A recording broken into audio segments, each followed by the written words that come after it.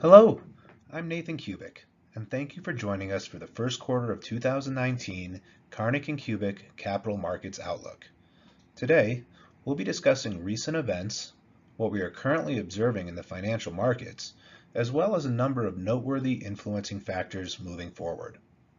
After a discussion on potential impacts from those factors, we'll expand upon how we're positioned from an investment standpoint in a number of our strategies. So let's get started. From a markets perspective, 2019 is off to a strong start.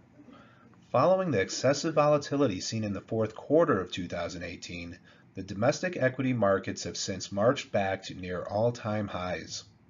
Last quarter, we discussed our belief that we were witnessing a dichotomy between the financial market sentiment and that of actual financial data. Since then, we have seen that dichotomy align and now find the markets to be more appropriately valued. The current driving forces within the markets have not changed much since last quarter, but I will note that some headway has been made. Those forces include interest rates, the trade war, and global growth concerns. This past quarter, the Federal Reserve announced that it does not intend to raise rates throughout 2019. This was a meaningful announcement which has implications ranging from corporate access to capital to that of the consumer's ability to spend. This is arguably a net positive, but due to the flatness of the yield curve, we are still considering it a neutral component. While the U.S. continues to grow economically, much of the rest of the world is continuing to stall, which has in turn put a drag on our economy.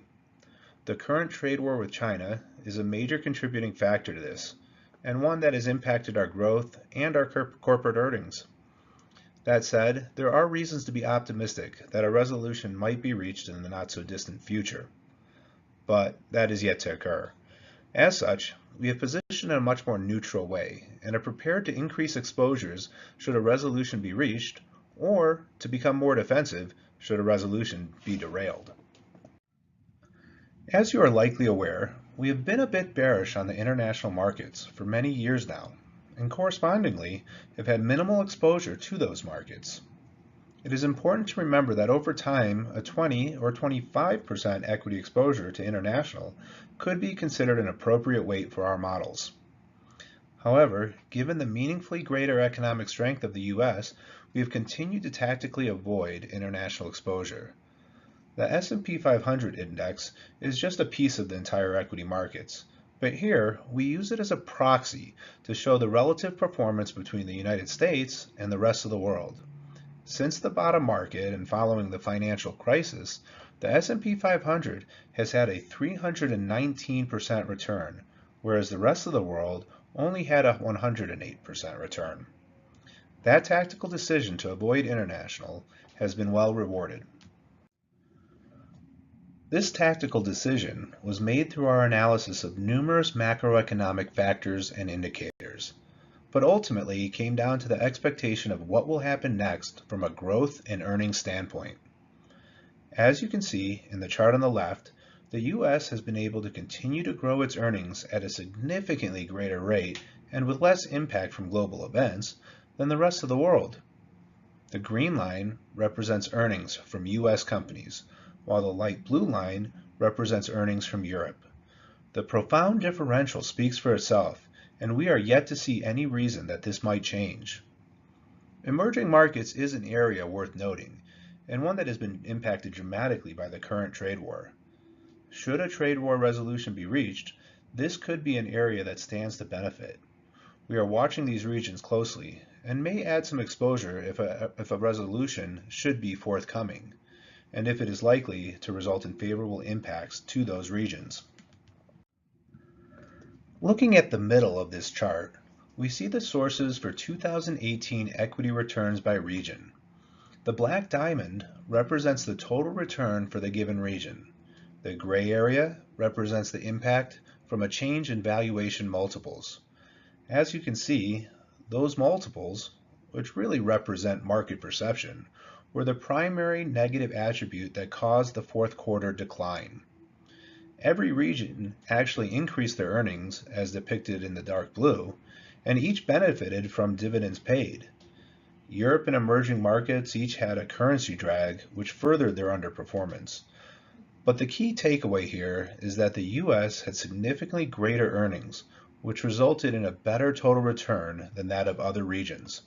And looking at the chart on the right side, we see that this same relationship continues into 2019. Now, focusing on the domestic markets, we can see the S&P 500 annual returns going back in time. The gray bars and numbers represent the annual returns for a given year, and the red dots and numbers represent the largest intra-year decline.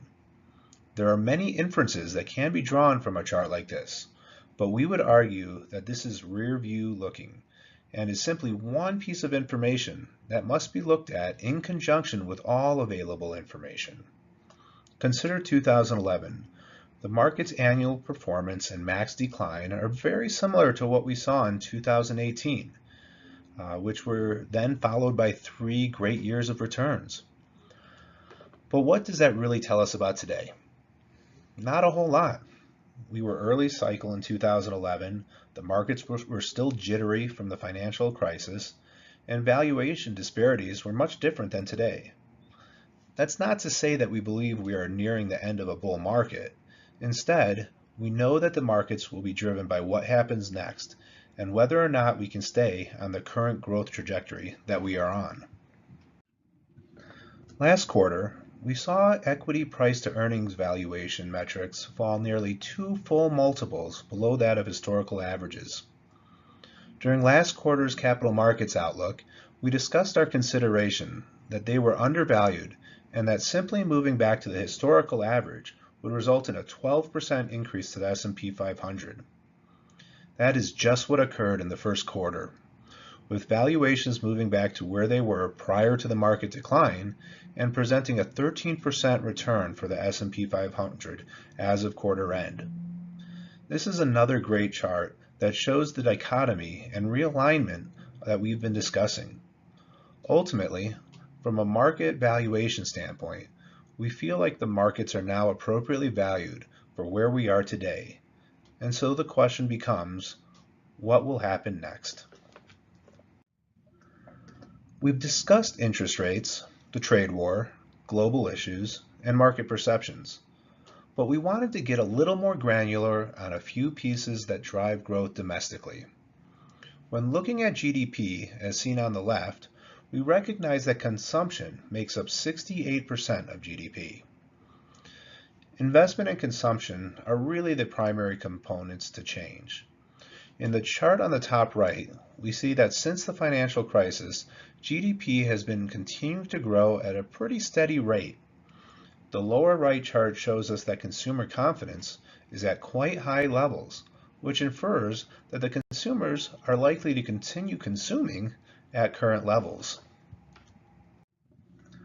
Household debt as a percentage of GDP has declined from near 100% to 76%. And this makes sense when you consider that at the time of the financial crisis, many households were over-leveraged, and now household debt is at a more appropriate level. Looking at the chart on the top right, we see that the recent commentary from the Federal Reserve has resulted in mortgage rates moving back down. This makes it easier for consumers to purchase or refinance homes, as well as access capital as a whole. And if we consider the household net worth, as seen in the bottom right chart, consumers now have a much greater net worth, which allows and encourages consumption levels. Further, unemployment levels remain at record lows, and we have finally seen an increase in wage growth. The competition for jobs has begun to have an impact on wages, and this means more money in the pockets of workers, and thus a greater ability to spend and to consume. We are yet to reach historically average wage growth levels, and this is in part due to the low levels of inflation that we are seeing. Should inflation remain at these low levels, and if corporate earnings continue to improve as expected, then this should result in a net positive from a domestic growth perspective. Ultimately, when combined with other economic data, these past few slides paint a picture for continued economic growth that we believe can offset the global economic drag. And should we find resolution on the trade war, the domestic economy could be propelled forward. That is not to say we are overly bullish in where we sit today. Instead, we are cautiously optimistic, focused on a couple key geopolitical items. From a style perspective, we remain in a large growth tilted regime. In the late fourth quarter, when the market perception drove the deviation between fundamentals and that of market values, we did make some tactical moves. Not wanting to completely fight the market, we pulled back on some of our risk exposures. We remain tilted towards large growth, but with a smaller overweight. Additionally, we pulled back on small cap equity exposures. This quarter, we have continued with that style allocation and are being patient to see what happens next with the trade war before committing to a heavier growth weighting or a more defensive positioning. Here, we see our current style weightings with a tilt towards large growth.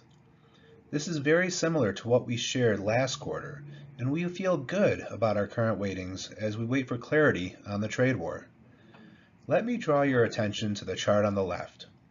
This shows us the current forward price to earnings level as a percentage of the historical 20-year average. In a very similar vein to what we shared regarding the multiples for the S&P 500, here we see that these valuation metrics have returned to more historically normative levels as well. I will note that these multiples are yet to reach the levels that we saw at the peak of the markets last year. In looking at sector performance, there have been some reversals in this first quarter, some of which we agree with and we're positioned for, some of which we are of the belief are due for a bit of a correction. Technology, our largest overweight, has regained leadership moving into 2019, with real estate and industrials nipping at its heels. We are of the belief that real estate has moved further into the overvalued area and are continuing to limit our exposure there. The sector is certainly benefiting from a lower interest rate environment, but is running at a 19.3 times forward price to earnings ratio versus a historical ratio of 15.3 times. Healthcare moved from the best performing sector in 2018 to the worst in the first quarter. However, we believe that healthcare remains an attractive sector for a myriad of reasons. Financials also performed poorly this quarter, and much of that has to do with the flat yield curve environment that we are currently in. At the moment, we are not extremely overweight or underweight any particular sector. Our largest overweight is that of technology, and we also have slight overweights in financials, discretionaries, and communication services. I will note that we did reduce our financial exposure slightly this quarter. Our largest underweights include utilities, real estate, and materials. Interestingly, if you look at our underweights, you will note that they have the highest multiple premiums over that of their historical averages. We believe that this, combined with realistic growth rates, do not justify their current valuations, and these are the primary reasons for our underweights. Along the lines of our style exposures, we feel well positioned moving into what happens next with these geopolitical events. Our sector overlay for the dividend model also remains similar to that of the previous quarter. Due to this model's focus on increased stability and an already inherent tilt towards value, there was not a need for any meaningful tactical shifts. Sector and style overlays remain strategic, and we will continue our focus on strong fundamentals and dividend growth. For all of our equity models, should we see problems related to geopolitical events, negative economic data shifts, or earnings growth begin to slow, we will be making a number of tactical shifts, and sector weightings will be foremost among those shifts. The slope of the current yield curve is very similar to that of last quarter's, albeit slightly lower. There is a slight inversion between the 1-year and 3-year bonds. Last quarter, we discussed the deviation between the Federal Reserve's forecasts and that of market expectations.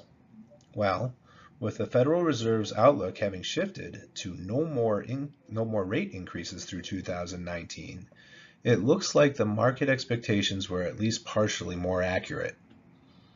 However, the continued inversion infers that the Fed's expectations are not yet aligned fully with the markets. At least part of the markets believe that a Fed funds rate cut is possible in the next year or so. I will note that the expected cut appears to be a relatively minimal level, as the inversion is only 0.16%. Moving forward, as more information becomes available, we expect an alignment in expectations to occur. The chart at the bottom shows us total returns for different types of bonds. As you can see, corporate bonds rebounded strongly in the first quarter and have more than offset the performance of the fourth quarter. With the most recent decline in yields, we have seen a corresponding increase in bond values across the board. Whenever yields drop, there are inevitably some yield chasers that will take on additional risk to gain higher yields. The top chart shows us income-producing security yield levels and their corresponding levels of correlation to that of the equity markets. These are not meant to be reflective of the yields of your current holdings, but it does paint the picture that the further one reaches for yield, the more inherent the risks and the more highly correlated they become to that of the equity markets. Reaching too far can undo the benefits needed through diversification. In conclusion, given all available indicators and economic data, we feel cautiously optimistic about what the remainder of 2019 looks like. We feel strongly about the companies we currently own and the way we are positioned going into the next quarter. We remain focused on potential risk exposures and are prepared to reposition should indicators shift further one way or another. Know that we are watching the markets and your holdings incredibly closely. We are continuing to position your portfolios in efforts to reduce our perceived downside risk exposures with the intention of maximizing your risk-adjusted returns.